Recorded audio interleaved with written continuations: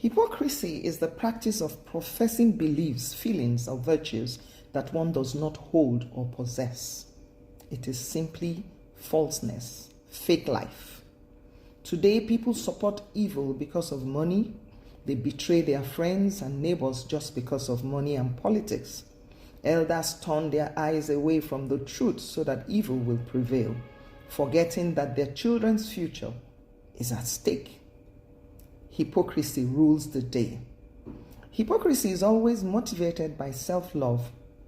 We want to impress others to make them think that we are something that we know in our hearts that we are not. One of the main ways to avoid hypocrisy is to make sure that you're walking in reality with God every day.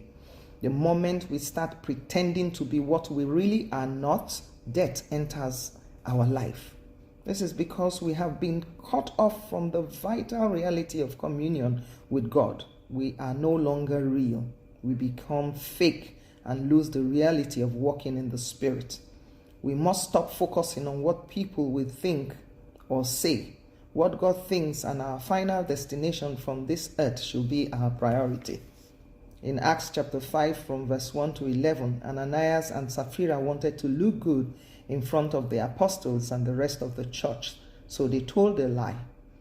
Barnabas had just given the total amount of a sale of his property to the church. Everyone respected Barnabas for this kind gesture. Ananias and Sapphira wanted everyone to think highly of them too, so they lied.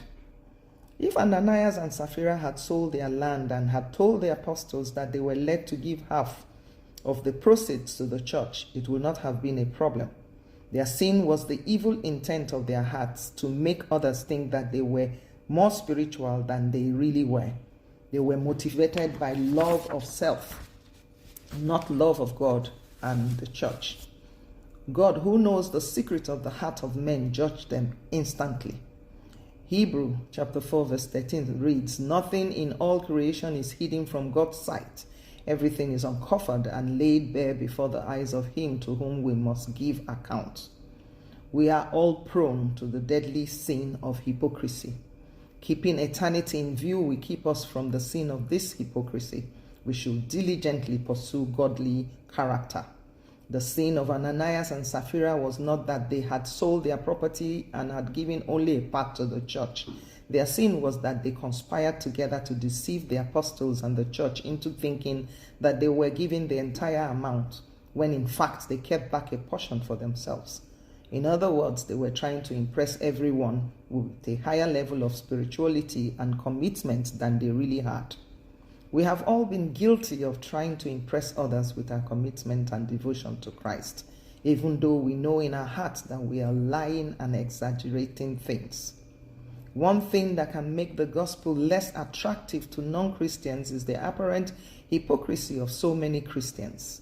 People who say one thing but end up doing another. I have experienced people who say they are preachers or pastors who preach against sex and sin but engage in immoral practices.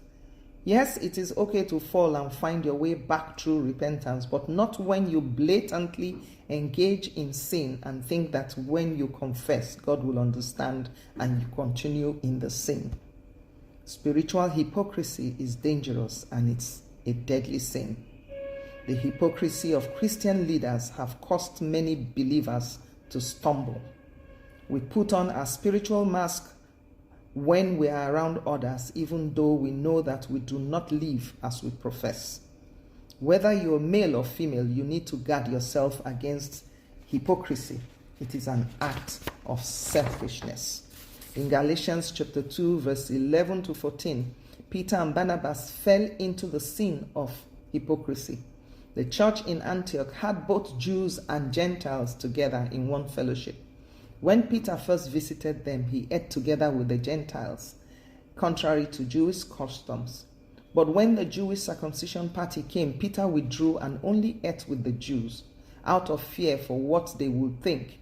Peter's hypocrisy influenced Barnabas wrongly. When Paul noticed this, he confronted and rebuked Peter publicly. Peter accepted the rebuke from Paul, unlike some of us would. So, my brethren, it is possible to fall into sin of hypocrisy. If such godly men as Peter and Barnabas could be carried away by this sin, then certainly we all need to be on guard. We need to protect ourselves from falling into such sin. To avoid hypocrisy, you must live daily, pleasing God above all else. The minute you start trying to look good to others without being concerned about what God thinks, you become a hypocrite. Hypocrisy is deadly. It destroys the hypocrites and it damages many that are contaminated by it. If you are playing the religion or tribal game, you need to stop it now. Seek to grow in godly character. Let us begin to have a rethink. We should get real and live for what is true, loving all mankind as we would want to be loved.